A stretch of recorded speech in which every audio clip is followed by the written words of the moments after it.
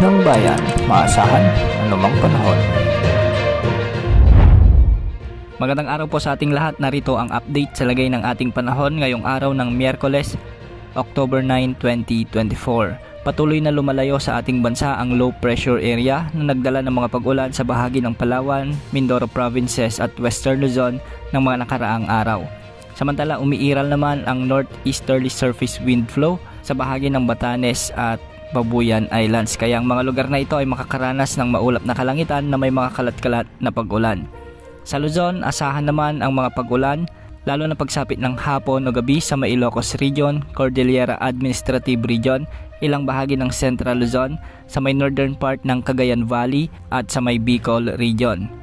Magiging bahagyang maulap hanggang sa maulap naman ang mga kalangitan sa bahagi ng Metro Manila, Calabarzon at ilang bahagi ng Mimaropa. Ngunit pagsapit ng hapon at gabi, maraming lugar sa Palawan ang makakaranas ng mga pag-ulan at pagkidlat-pagkulog.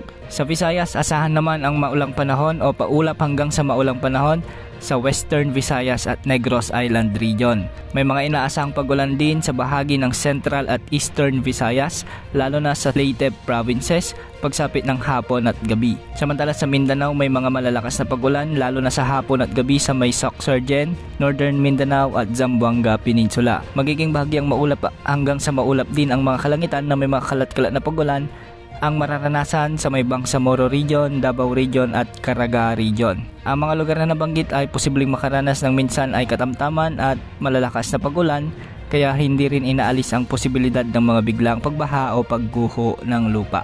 Samantala, ang bagyo namang nasa labas ng ating area of responsibility ay hindi naman inaasahang magkakaroon ng direktang epekto sa anumang bahagi ng ating bansa dahil hindi naman ito nakikitang papasok sa ating area of responsibility. Sa ngayon, wala ring nakataas na gale warning sa mga karagatang sakop ng ating bansa, kaya malayang ating mga kababayang mangingisda na pumalaot sa anumang bahagi ng ating karagatan. Yan ang update sa lagay ng ating panahon. Ito po ang weather update ng bayan, maaasahan anumang panahon.